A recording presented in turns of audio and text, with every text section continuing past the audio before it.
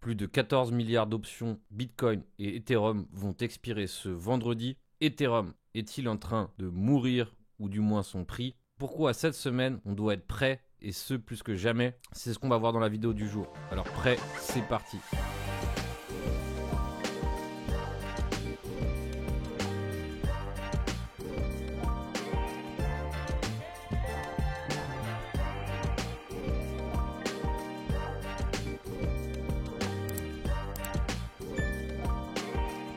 Bonjour à tous l'équipe, bienvenue sur la chaîne Captain Trading. Comme d'habitude, on va essayer d'ausculter le marché et surtout de préparer la semaine qui vient.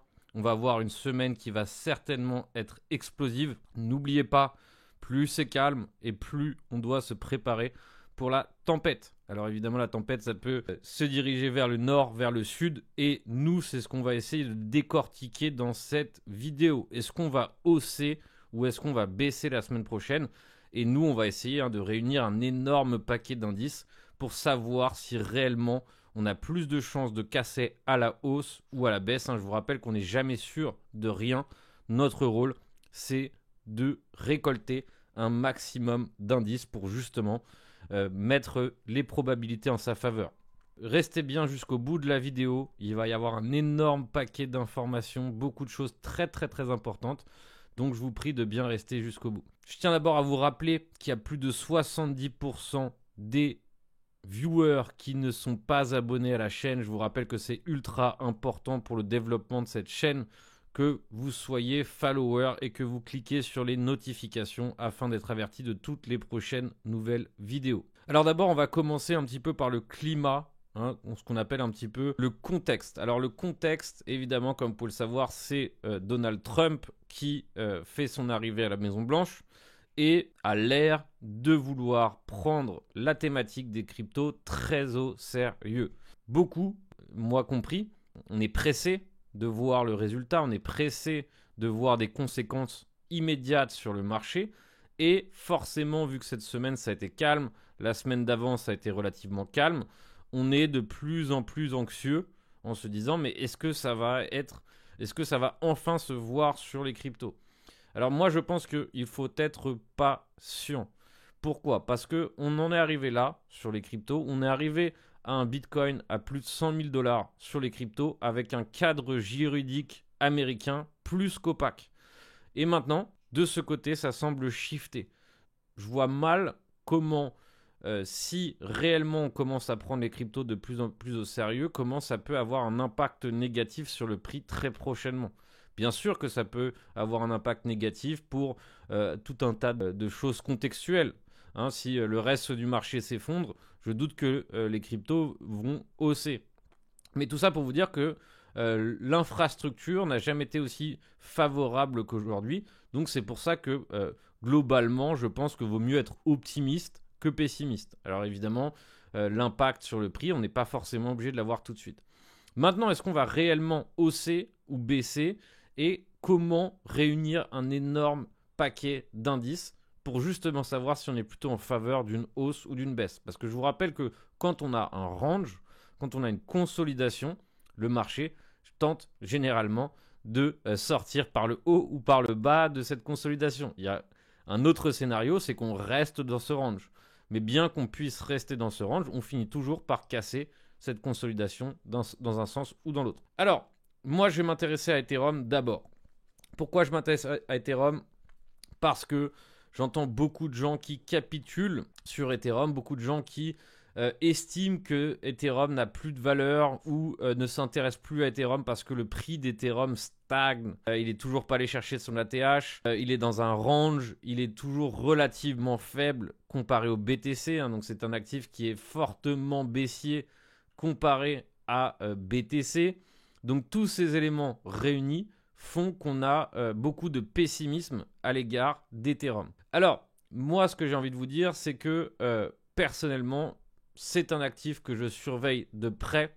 C'est un actif qui est actuellement calme, qui prend du temps. Mais personnellement, dans ma thèse, dans ma façon de voir le marché, je dirais que c'est un actif qui est tout à fait capable de se réveiller vite et fort. Et quand il le fera, s'il le fait, parce que malheureusement, J'en ai aucune garantie, hein, je ne serai jamais certain de savoir qu'Ethereum va se réveiller, mais s'il le fait, il va le faire vite et fort parce que c'est comme ça qu'il a l'habitude de faire. Par exemple, lorsqu'on était à 2364, je rappelle que c'était une zone que j'avais suggérée comme étant très intéressante pour envoyer un achat swing. En très peu de semaines, il nous a fait un 70%.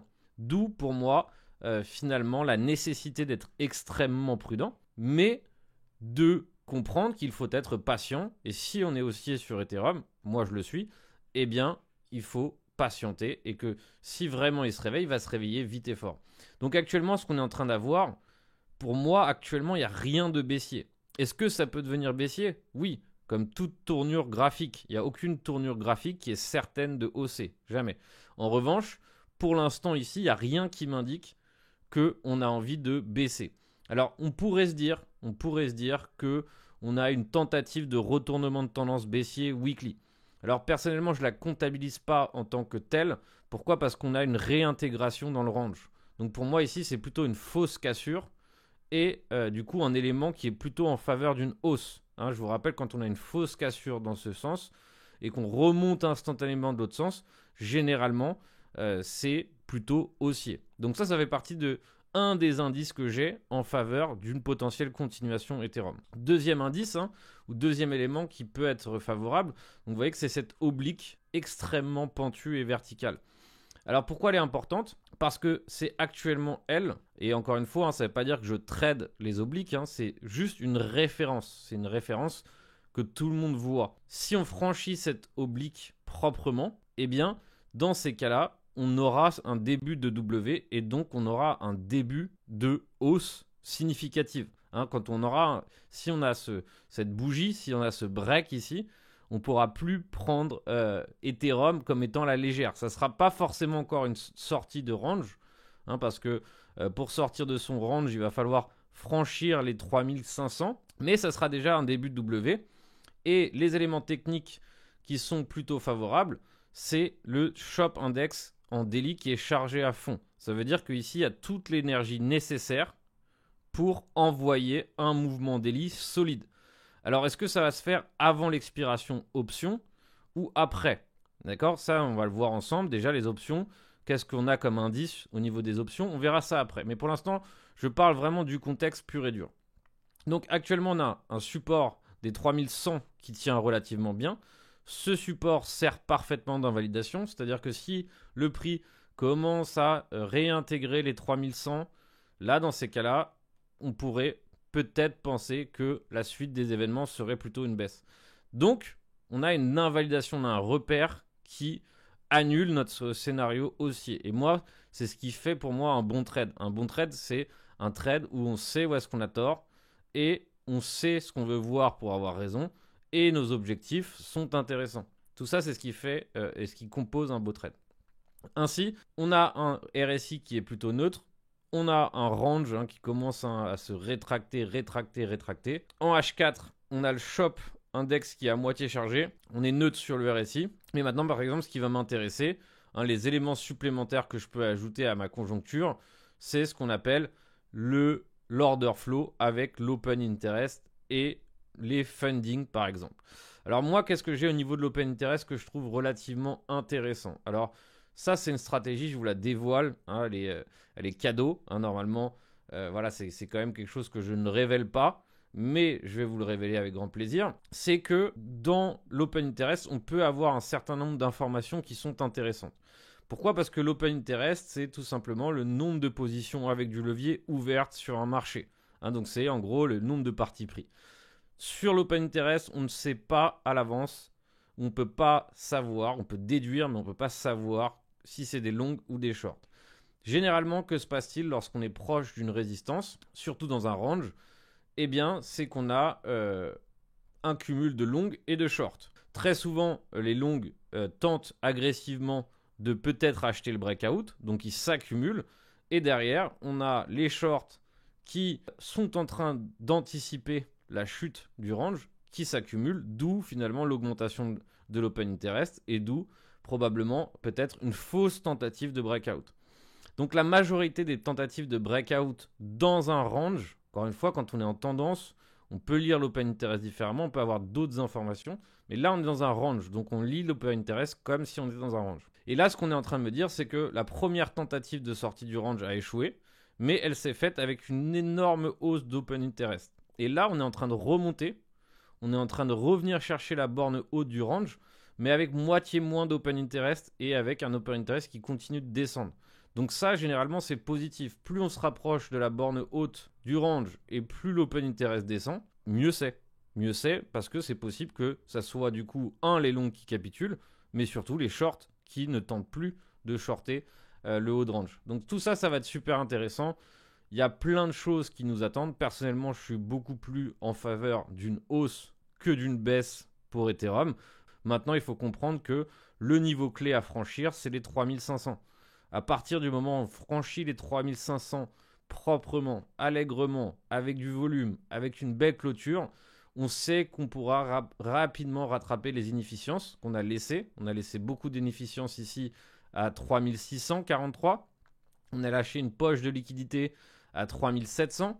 Et encore, si on continue de dézoomer, on lâche de plus en plus d'inefficience au-dessus. On a une autre inefficience entre 3700 et 3800. Donc une inefficience, c'est un gap. Vous voyez que c'est une bougie qui est singulière. C'est une bougie qui allait relativement vite. Là, on a laissé un paquet d'ordres ouverts sur l'order flow. C'est ça qu'on appelle une inefficience. Ça peut s'appeler dans le jargon SMC un FVG, bref, il y a plein un imbalance, il y a plein de jargon. C'est un gap, c'est une bougie singulière et c'est du coup des endroits où il y a très peu de liquidité et donc qui sont généralement comblés très rapidement. Donc il y en a un entre 3600 et 3500, il y en a un autre entre 3800 et 3700. Et voilà un petit peu tous les niveaux qui nous regardent. L'invalidation est ultra claire, en dessous des 3000, 3100. On peut faire une mèche comme on a fait précédemment. Et dans ces cas-là, ça serait un double bottom avec mèche et ça serait aussi bullish. Mais techniquement, si on stagne et si on reste trop longtemps en dessous des 3100, c'est pas très très très bon signe sur le court terme. Voilà pourquoi Ethereum m'intéresse. Moi, ce qui m'intéresse, c'est que, je sais que quand il bouge vite et fort. Ça, c'est un élément technique qui me plaît. Je sais aussi que, pour l'instant, il est vraiment sur une énorme compression. Le shop est chargé à fond. Je sais que, globalement, à mon avis, maintenant que Bitcoin est vraiment au cœur du débat, il y aura la blockchain qui va certainement revenir au cœur des débats. Et forcément, j'estime que Ethereum en tant que blockchain, il a ses torts. Mais c'est la première, c'est la deuxième plus grosse capitalisation. Autre élément technique supplémentaire, parce qu'on continue d'éprouver des indices en sa faveur. Malheureusement, vu qu'on est sûr de rien, on accumule des indices. On essaye de rassurer son biais par des faits. Évidemment, le mieux, c'est quand même de faire ça par des faits. Il y a une énorme sortie depuis une quinzaine de jours d'Ethereum des exchanges. C'est-à-dire qu'on traque l'inflow et l'outflow des ETF, mais il faut aussi traquer, et personnellement, je pense que traquer les outflows d'exchange, c'est relativement intéressant. Donc comme on peut voir ici sur CoinGlass, on peut voir les inflows et les outflows sur les exchanges. Et qu'est-ce qu'on remarque sur notamment l'Ethereum? C'est qu'on est en train d'arriver à presque 1 milliard d'Ethereum retirés depuis un mois sur les exchanges. Alors évidemment, celui qui bat le record actuellement, c'est bien le BTC avec 3 milliards, mais 800 millions d'Ethereum retirés des exchanges ces 15 derniers jours, c'est un élément supplémentaire en faveur pour moi d'une potentielle accumulation de la smart money. Parce que si on veut vendre ces Ethereum, on ne les sort pas des exchanges, on les rentre. Et actuellement, ce qui est dominant, c'est tout simplement de l'outflow. Autre élément technique, outflow. Une autre crypto qui subit actuellement un énorme outflow, c'est les USDC, 2, le Dogecoin. On peut voir aussi le ADA, c'est principalement de l'outflow. Le Link, c'est principalement de l'outflow. Donc tous ces éléments-là, par exemple, ça peut nous aider dans la conjoncture ou dans notre conjoncture. Le suit énormément d'outflow. Donc tout ça, c'est beaucoup plus synonyme d'accumulation que de distribution. Et d'où tous ces éléments techniques qui s'alignent pour moi en faveur d'une hausse sur Ethereum, ou en tout cas pour moi je suis beaucoup plus haussier que baissier. Et le niveau actuel dans lequel on se trouve est un superbe niveau d'achat. Pourquoi ? Parce qu'il nous offre une invalidation claire. il nous offre un potentiel clair. Certes, on peut revenir tester une dernière fois le bottom, on peut venir tester une autre fois la liquidité, mais malheureusement, on ne sera jamais sûr de ne pas avoir un scénario baissier en face de nous. Mais il faut agir quand on sent que c'est le moment d'agir. Et personnellement, je pense que c'est le moment d'agir sur Ethereum. C'est mon humble avis. Je ne suis absolument pas conseiller financier. Je suis quelqu'un qui lit les courbes et qui essaye de se faire une opinion en fonction de ce qu'il voit. Je suis toujours prêt à risquer quand je sais combien je perds. Et tout ce que je prends, c'est toujours avec un risque limité. Alors maintenant, au niveau du flow des options, pour terminer avec les options et les métriques options qui sont relativement importantes, eh bien, chaque fin de mois, on a une expiration importante. Alors, il faut savoir qu'on a une expiration tous les jours, voire toutes les fins de semaine, mais les mensuelles, c'est les expirations les plus importantes. C'est celles que tout le monde attend. Hein. On a les mensuelles et les trimestrielles qui sont, on va dire, les plus importantes. Et donc, c'est celles qu'on doit traquer, on va dire, avec le plus de pertinence. C'est les expirations annuelles, mensuelles et trimestrielles qu'on doit traquer avec le plus d'attention. Ainsi, celle de cette fin de mois est une expiration importante. On a 14 milliards au compteur au total, donc 14 milliards de contrats au total. Et je vous rappelle que dans chacun de ces contrats, il y a toujours des gagnants et des perdants. On va dire que normalement, tout est fait pour que le gagnant soit l'institution. Pourquoi ? Parce que l'institution, c'est elle qui met en place, qui fait le market making pour les options. Alors évidemment, il n'y a pas que des institutions, mais généralement, on va dire que c'est quand même des gros capitaux qui servent de market maker sur ces options. D'où finalement la possibilité, évidemment, de voir un nombre de contrats perdants à la fin de ces expirations. Et ces contrats perdants sont souvent, on va dire, des contrats de retail, des contrats de personnes, on va dire, comme vous et moi, et pas de la smart money. Donc le but, généralement, de ces expirations, c'est de faire en sorte qu'un maximum d'individus, comme vous et moi, terminent perdants. C'est ça l'objectif ultime de ces options, c'est de faire en sorte qu'on ait un maximum de perdants. Nous, en analysant le flow option, en analysant, on va dire, où se trouve la douleur, c'est là où on peut comprendre, où on peut essayer de comprendre où est-ce que vont avoir lieu, on va dire, où est-ce que sont les principaux murs, où est-ce qu'on a de fortes chances de tenir ou pas le prix. Alors malheureusement, on n'a jamais de certitude. Je vous le répète très souvent, on n'a jamais aucune certitude. Tout ça, c'est des indices, on déduit, on réunit des arguments, mais malheureusement, on n'est jamais sûr de quoi que ce soit. Donc, moi, ce qui m'intéresse, c'est de voir les murs. Les murs, et ce qui m'intéresse encore plus, sachant que j'ai un biais plutôt haussier, eh bien, c'est de voir les murs de put option. Pourquoi ? Parce que les murs de put option, c'est les murs de personnes qui ont payé une couverture. C'est-à-dire que si on franchit un support au-delà d'un des prix d'exercice, la personne va gagner de l'argent. Et s'il y a un mur, ça veut dire qu'il y a des gens, ou il y a un paquet d'acteurs qui ont anticipé la possibilité d'aller franchir ce seuil.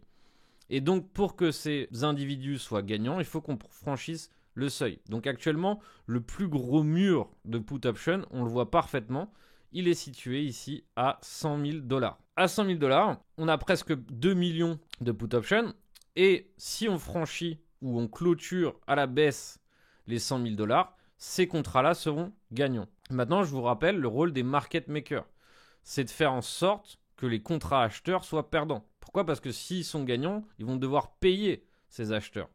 Donc leur rôle, c'est que ces options expirent à néant. Donc si le prix clôture au-dessus des 100 000, ces contrats ne vaudront rien et les personnes qui ont payé une couverture, ceux qui ont payé de se protéger en cas de baisse des 100 000 $, vont tout simplement perdre de l'argent. Alors actuellement, on a un énorme mur à 100 000, on a un énorme mur à 98 000, ce qui, on va dire, rassure pour moi le biais du fait qu'au moins, on va probablement expirer au-dessus des 100 000 pour l'expiration la semaine prochaine. Donc, ça nous rassure finalement sur le fait qu'on a un plafond, en tout cas qui a l'air d'être bien cerné.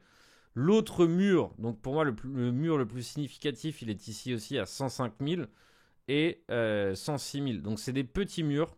Donc on verra si réellement ils vont tenir ou pas. Mais pareil, si on arrive à expirer au-dessus de ce petit mur, eh bien on fera en sorte de encore éliminer beaucoup de monde. Le max pain c'est 98 000. Ça veut dire que si on expire à 98 000, la majorité de tous les contrats qui ont été achetés seraient perdants. Alors ça ne veut pas dire qu'on expire à 98 000, ça représente tout simplement le niveau de douleur maximum.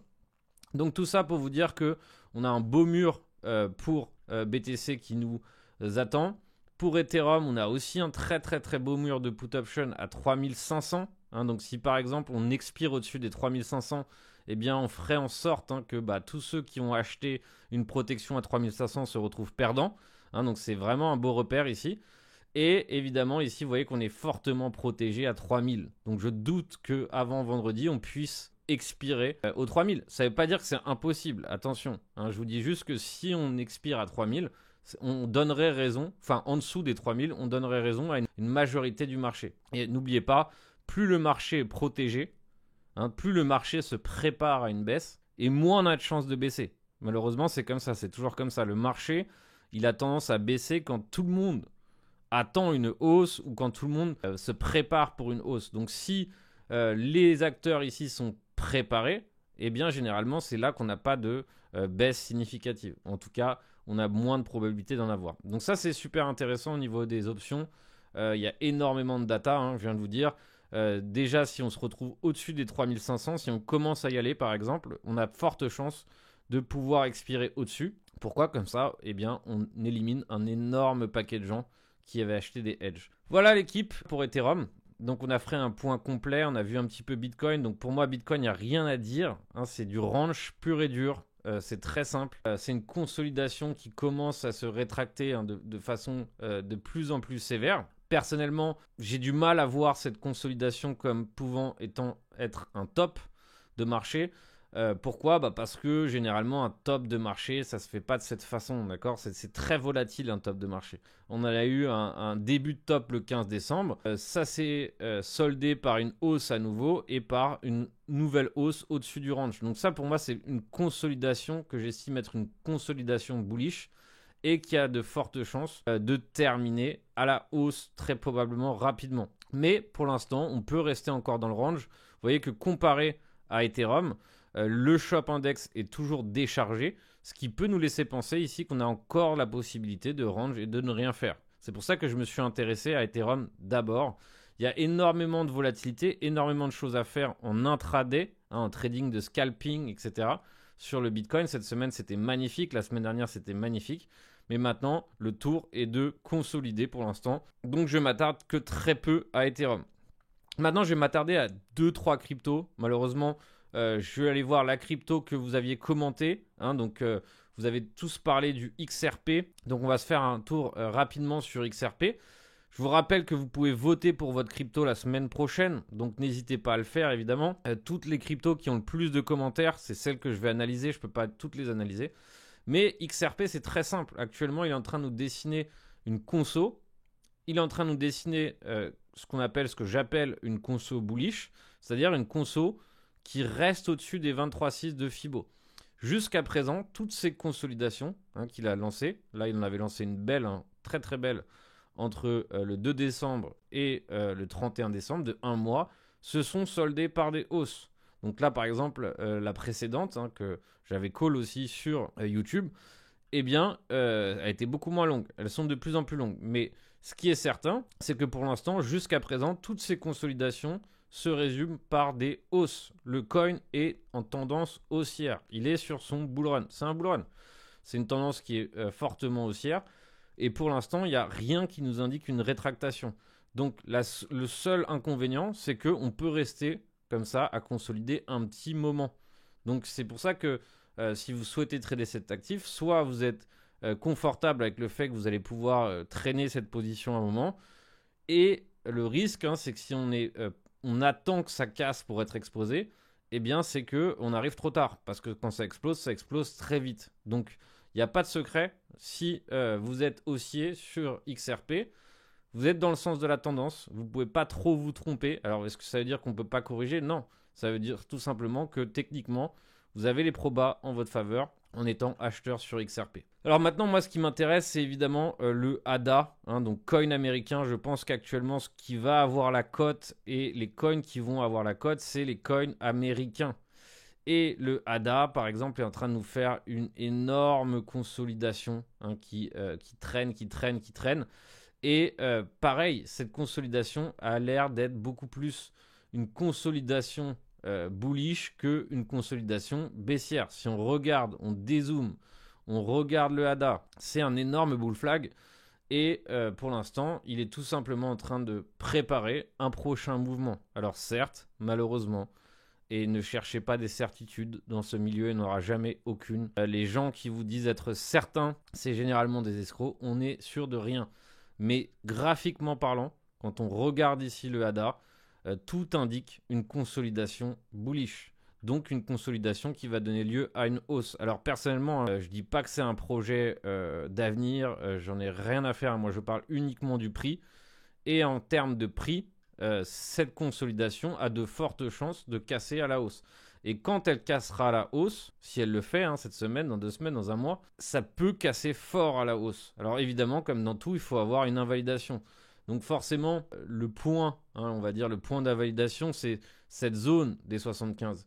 Mais pareil, malheureusement, on n'est sûr de rien. On peut très bien aller taper les 75 et nous faire un superbe W. Malheureusement, on n'est jamais sûr d'être protégé. Mais globalement, si on revient chercher en dessous de cette zone et qu'on y reste, eh bien non, c'est baissier. Il vaudrait mieux larguer les amarres parce que on pourrait retracer de façon beaucoup plus profonde. Alors, l'énorme nouvelle, c'est pour les débutants. J'ai un webinaire débutant qui va arriver en février. Donc, vous pouvez assister à ce webinaire. Donc, apprendre notre méthodologie pour lire les graphiques. Être autonome lorsque vous lisez les graphiques. Comprendre nos indicateurs techniques. Tout ce qu'on utilise pour faire de l'analyse technique. Comment on décortique les graphiques pour mettre en place des opportunités de trading. Et donc réussir son premier trade de A à Z en 2025. C'est disponible à la vente en place Early Bird, c'est les dernières places donc à tarif réduit. C'est premier arrivé, premier servi. Donc si vous êtes intéressé par ce webinaire, évidemment n'attendez pas que les places Early Bird soient prises parce que évidemment vous allez payer un peu plus cher. Donc ça reste un tarif ultra abordable par rapport à ce que vous allez voir. Et ensuite, je vous rappelle que quand vous avez participé au webinaire, ce qui est énorme, c'est qu'il y a un groupe de discussion avec tous ceux qui ont passé le webinaire de façon à ce que pendant des semaines, on puisse poser des questions, on puisse faire des exercices, etc. À la fin du webinaire, il y aura un quiz aussi pour savoir si vous êtes sûr d'avoir bien appris les notions. Donc c'est un moment ultra sympa à passer, surtout si vous êtes débutant, parce que vous allez pouvoir enfin un petit peu voir plus clair. Voilà pour ce webinaire, n'attendez pas qu'il n'y ait plus de place si ça vous intéresse. En attendant, j'ai fait un tour sur ce qui m'intéressait sur ce marché. Il y avait déjà beaucoup de choses à dire, je ne veux pas trop charger cette analyse avec trop d'informations techniques et compliquées. Je vous rappelle qu'on peut se voir en live chaque semaine. Et là, je fais, on va dire, un tour sur la price action en direct. Et évidemment, encore une fois, vous pouvez me voir sur le groupe Captain Trading, où on a un groupe évidemment avec les pros et où on parle des marchés tous les jours de façon à être alerte pour chacune des opportunités. En attendant, je vous souhaite une excellente semaine à tous. Soyez extrêmement prudents et on se retrouve très bientôt. Ciao l'équipe.